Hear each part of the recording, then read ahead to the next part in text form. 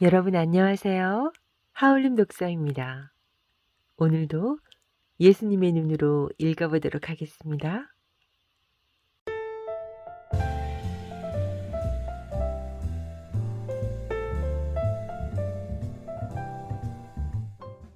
(1996년 7월 13일) 동이 터오는 새벽녘이 되어서 제자들이 도착했다. 짐을 다 싸놓고 기다리고 있던 베드로와 나는 제자들과 함께 이제 막 깨어나기 시작하는 마을을 떠났다. 마을 사람들은 새로운 하루를 바쁘게 준비하고 있었고 음식을 요리하는 냄새가 사방에 풍겨나고 있었다. 우리는 침묵 속에 기도하면서 몇 시간을 걸었다. 각자가 자신의 마음을 하느님께 바치고 있었는데 유다만은 지난 며칠 동안 받아 모은 돈에 대해 생각하고 있었다. 아버지께서 보여주셨던 산이 멀리 보였다. 나는 친구이며 동료인 제자들에게 앞으로의 계획을 말해주었다. 앞으로 3일 동안 나는 저 산에 들어가 있을 것이다. 산에 가까이 가면 너희들이 3일 동안 나를 기다리고 있을 장소를 정하도록 하여라. 3일은 오랜 시간입니다. 우리 중에서 한 사람이 따라가는 것이 좋을 것 같습니다. 하고 베드로가 말했다. 나는 아버지와 함께 있을 것이니 혼자 있는 것이 아니다. 그리고 3일은 금방 지나갈 것이다. 베드로는 고개를 숙이고 아무 말도 하지 않았다. 내가 마음을 바꾸지 않을 것을 알았기 때문이다. 정오 무렵에 나를 기다리며 제자들이 지낼 만한 장소를 찾았다. 물고기들이 사는 작은 시냇물이 흐르고 있었고 시냇가 뚝 위에는 지붕으로 삼을 만한 나무들이 많이 들어서 있는 아름다운 장소였다. 3일 안으로 돌아오겠다. 내 걱정은 하지 말고 서로 다투지 말고 지내야 한다. 나는 이미 다툼이 일어날 것을 알았고 특히 유다로 인해 많이 다투게 될 것을 알고 당부했던 것이다. 야고보가 음식과 물이 든 주머니를 가지고 왔다. 주님, 이것을 가지고 가십시오. 산에 계시는 동안 필요하실 겁니다. 내가 야고보의 자상한 마음씨를 칭찬해 주자 야고보는 귀 밑까지 얼굴을 붉히며 흐뭇해했다. 제자들을 뒤로 하고 산을 향해 걷고 있는데 갑자기 공기가 싸늘해지는 것이 느껴지며 악마가 가까이 있다는 것을 알 수 있었다.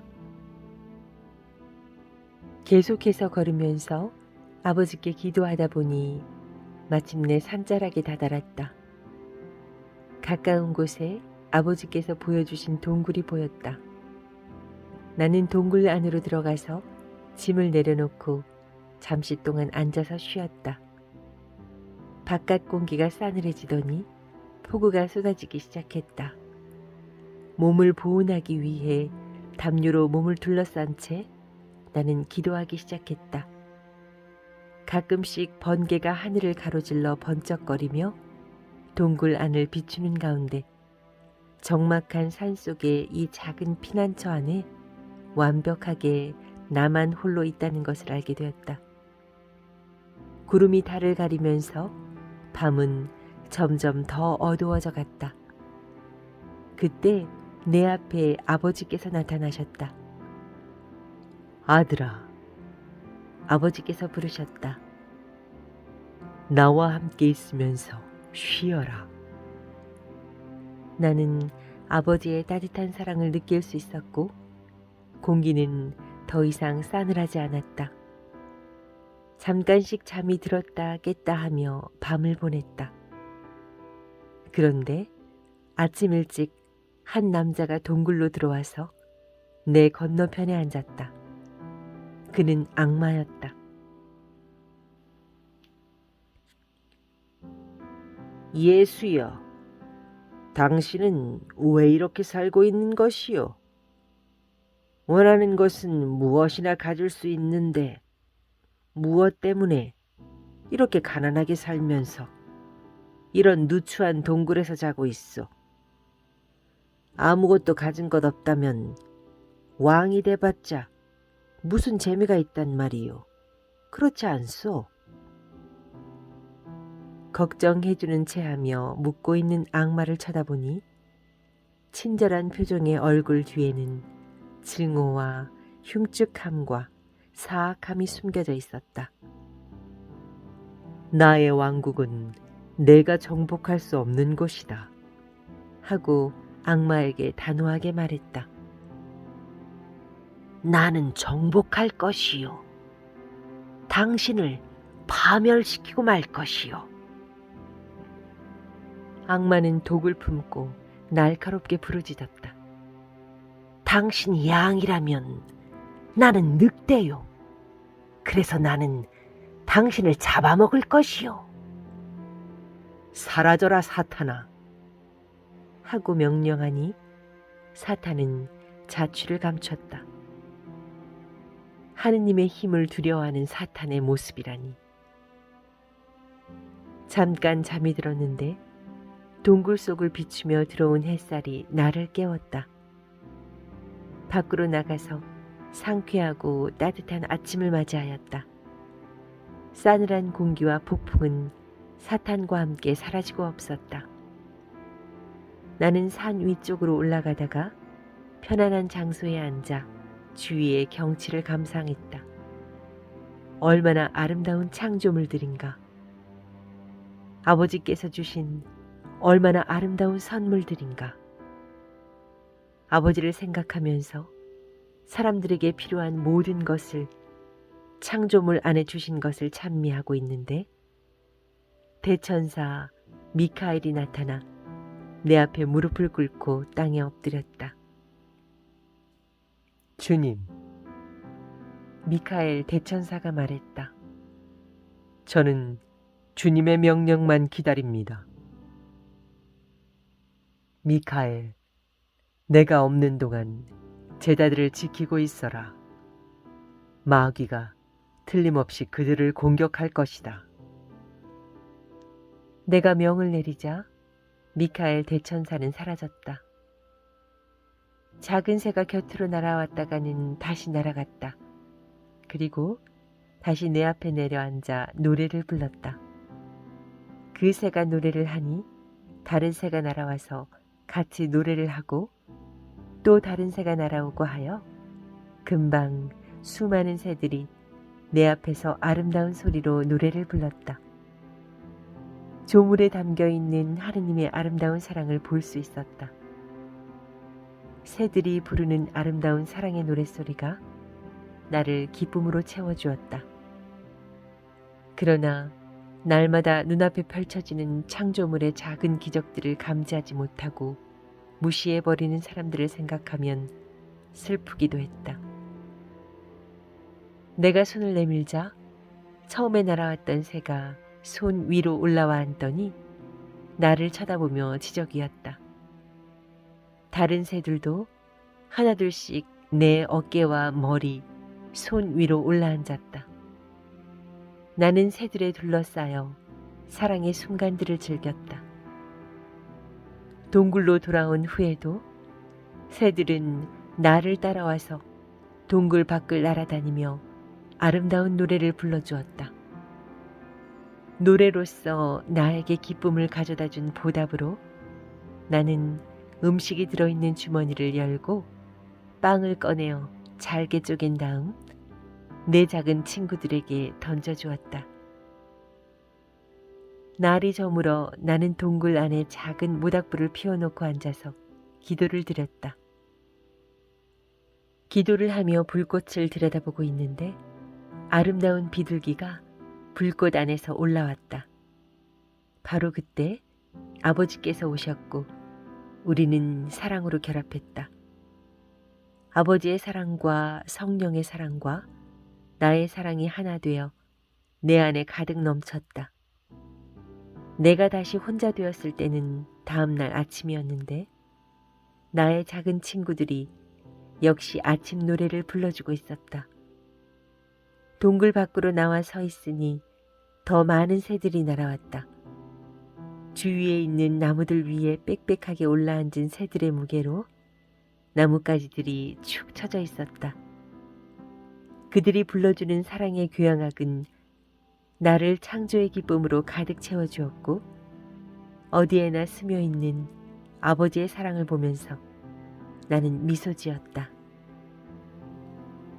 즐거운 시간을 보내고 나서 짐을 챙겨 들고 공중의 친구들에게 작별 인사를 했다. 제자들에게로 돌아가는 나에게 그 작은 친구들은 작별의 노래를 불러주었다. 제자들이 야영하고 있는 곳으로 돌아와 보니 그들이 심하게 싸웠다는 것을 한눈에 알 수 있었다. 유다는 눈에 멍이 들어 있었고 안드레아는 입술이 퉁퉁 부어 있었으며 바르톨로메오는 입이 찢어져 있었다. 무슨 일이 있었느냐? 이미 알고 있는 대답이었지만 물어보았다. 베드로가 쭈뼛거리며 대답했다. 주님께서 떠나신 다음날 아침까지는 괜찮았습니다. 그러다가 다들 사소한 일로 다투기 시작하더군요. 안드레아, 바르톨로메오, 그리고 유다가 폭발을 했습니다. 서로 죽이는 줄 알았습니다. 싸움을 말리다가 저도 어찌나 화가 나는지 같이 다투기 시작했습니다. 그런데 바로 그때 갑자기 기분이 달라지며 차분해지는 것을 느꼈습니다. 제가 그렇게 느끼는 순간 다른 사람들도 다투는 것을 멈추었습니다. 정말 믿기 어려운 일이었습니다. 잠시 전만 하더라도 미움이 치솟았는데 다음 순간 그 미움이 사라지고 안정과 평화가 각자의 마음에 찾아왔습니다. 이상스럽게도 그 이후로 우리는 다시 다정한 친구가 되었습니다. 네, 주님 정말 그랬습니다. 야고보도 동의했다. 그때 마테오가 야고보를 흘끔 쳐다보고는 끼어들었다. 주님, 이것은 예사로운 일이 아닙니다. 극심한 분노를 느끼다가 일순간 평화로워졌으니 말입니다. 저는 야고보가 잡은 생선의 크기를 가지고 다투고 있었는데 어찌나 화가 나던지 야고보를 때려주고 싶었습니다. 그러나 지금은 제가 잘못한 것을 알고 있습니다. 야고보가 마테오의 말을 가로채며 말했다. 저도 그렇습니다. 마테오와 싸우고 싶었었는데 이제는 다시 사이좋은 친구가 되었습니다. 그런데 유다의 생각은 좀 다른 것 같았다. 저는 아직도 화가 안 풀립니다. 제 눈을 좀 보십시오. 혼자서 화를 못 풀고 있는 유다가 안 돼 보였다. 어떻게 이런 일이 가능한지 모르겠습니다, 주님. 주님께서는 알고 계십니까? 요한이 물었다. 그것은 마귀가 너희들을 공격하여 의견이 맞지 않게 하고 서로의 기분을 상하게 하여 모두의 마음에 분노가 생기게 하려 했기 때문이다. 내가 산속 동굴에 가 있는 동안 고향에 갔다가 제자들과 합류한 필립보가 말했다. 그런데 우리의 다툼이 왜 그렇게 갑자기 멈췄을까요? 바람이 방향을 바꾸듯이 아주 갑작스러웠습니다. 악이 휘몰아치다가 갑자기 사랑으로 바뀌었습니다.